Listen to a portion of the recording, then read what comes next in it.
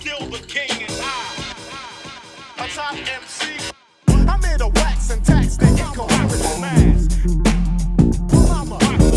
I'm here to wax and tax the incoherent. Doing what we have to just to make ends meet. Take the mic like Google plays an increasing role in modern business. Obviously, for the last decade, it's been an engine of discovery for new customers to come in and see what businesses might be able to satisfy their needs, or what business they might be able to purchase this thing that they need from.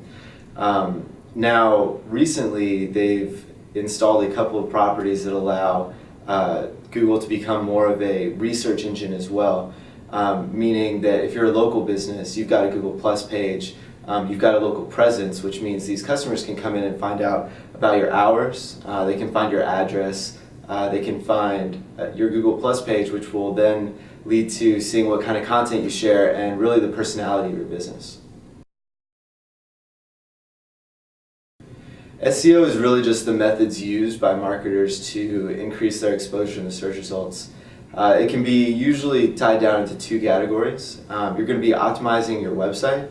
That has to do with your page titles, your page headers, the site architecture, URLs, really all the elements of your site. And then you've got off-page optimization, which is usually link building. And then for local SEO, citation building, which is your NAP, your business name, your address, and your phone number. An NAP is your business name, your address, and your phone number. And it needs to be in the exact format that you have it on Google. And it needs to match up to your website and all the citations that you build off of your website. And so what that means is if you've got the first three numbers in your phone number that are in parentheses, if that's the way that it has it on Google, that's the way it needs to be on your website, and then consequently that's the way it needs to be if you place your listing on another website like Yelp or really any other website across the internet. Link building is really important to SEO in general. It's the method of getting other websites to link back to your website via text or an image, and Google sees this as an endorsement for your website, meaning that it's going to increase your authority in Google's eyes. And all else being equal, a lot of times the search results still come down to a popularity contest because Google uses it to determine between like competitors, which is going to be really important in terms of you beating out the guys you're competing with in your local market. Citation building, kind of like link building, is the act of getting an endorsement from another website, but citation building specifically is getting your NAP onto other websites listed out in the exact same format.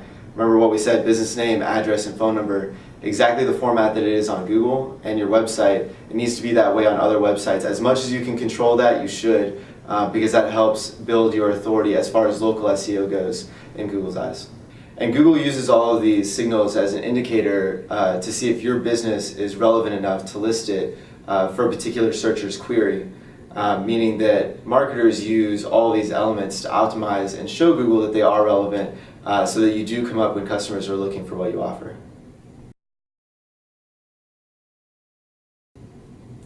One of the things that small business owners and marketers ignore to their disadvantage is thinking about the customer first when they're building their website, when they're building content, and they're optimizing for search. This really means understanding what they came to your website to find, and then how they're going to decide if you're the right business to service their needs or provide what they're looking for. For me as a consultant, what I'm trying to provide to my users is, they're looking for, what do I do, how do I do it, am I actually good at it, and then am I a good fit for their business? And so I set up my website so that they can discover those things in the order that they're looking for them, so that they can come through the conversion funnel nicely and then feel comfortable that I'm the right business to service their needs. One of the next things that I think that small business owners do that I think puts them at a disadvantage is not learning SEO for themselves. And there's a number of bad consequences that come with that, including if you don't know SEO, just even in its basic core, you're not going to know how to hire a good firm to do it for you in your business. Even if you want to do some do-it-yourself, I don't think that small business owners in the past, when they've tried to just hop in and do it before doing the right preparation, have done a good job. And then really it just leads to a misunderstanding of online priorities and where SEO fits into that, and how it integrates with content, social, pay-per-click, and the rest of your online channels. And then even more specifically than that, getting into content and how content applies to the rest of your marketing strategy online.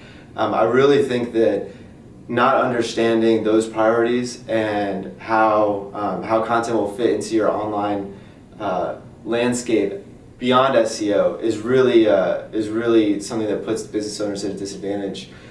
Just because content isn't just for SEO. Content's going to be more of an omni-channel approach for you. And something that I usually tell small business owners to consider is that if they're putting out content on their website, we really want to understand if it's share-worthy. And if it's not, what is the purpose of putting this on your website?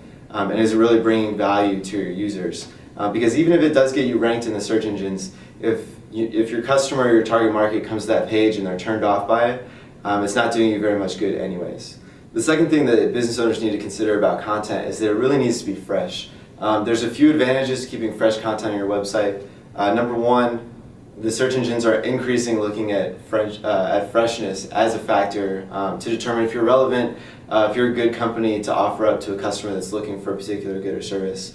And then also it's really just a good touch point for your target market, even outside of SEO. It's something that really connects you with your audience and really puts the business owners that do it well at a really big advantage. And the last thing about content is really simple. It just needs to be good. To stand out at an internet where the content is replicating all of the content that existed up until a decade ago every 48 hours, you really need to put out good stuff to stand out and to rise above your competitors. What I'm usually going to suggest for small business owners that are looking to increase their exposure and get traffic and business from Google is to ask the last 10 customers where they came from and specifically get customers that came from Google. So if you can do that and you can get that sample data, what we're going to be able to ask them is behavioral questions such as, did they go straight to the organic results or did they look at the ads? How many companies did they click on before they came to a decision? How many companies did they reach out to out of the ones that they clicked on? And when you have that data and that information, you're able to understand more about the discovery process and how you need to adjust to it. Okay, so let's say for hypothetical reasons that they skipped all of the ads and they clicked 2 to 3 companies in the local listings. Well, what that means is that you really need to focus on local SEO and you need to be in the top 2 or 3 spaces to win. Optimizing for local SEO is in a lot of ways similar to regular organic SEO, but also it has a few differences, including when you're optimizing for on-page.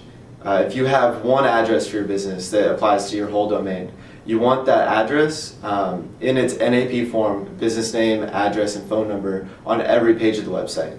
If you've got multiple locations, you're going to have landing pages for those locations and optimize for them and have that NAP on those individual pages. And then you have local SEO off-page optimization, which, as opposed to regular SEO, which usually focuses in link building, we're going to be focusing in citation building for local SEO, which means getting that NAP onto other websites across the internet so that Google can crawl it.